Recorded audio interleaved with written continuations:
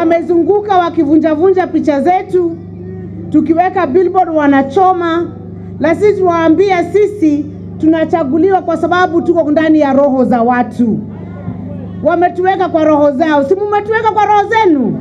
Mtatuchagua? Hebu nionyesheni kura za gavana Waiguru. Hata wakitoa picha bado mtanichagua, si ndio? Kwa sababu nyinyi ndio mlinichagua hapa 2017. Kwa hivyo mimi sina matusi. Na mimi sikuangi na vita. Na chama cha UDA ni chama cha maendeleo cha kuuza sera. Sisi hatuuzi sura. Tunauza nini? Sera. Si ndio? Watu wanachagua viongozi wafanyiwe kazi. Wanataka wafanyiwe kazi. Sio beauty contest. Contest ile tuko nayo ni ya kufanya nini?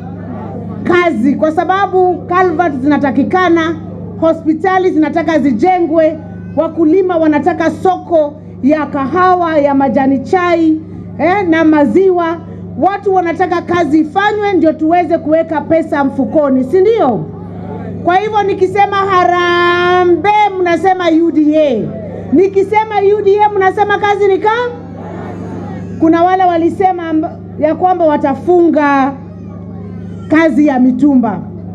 Mimi leo wacha niwaambie, nitoboe ama nisitoboe? Nitoboe ama nisitoboe? Mimi shati nimevaa ni mtumba. Hii longi nimevaa ni mtumba.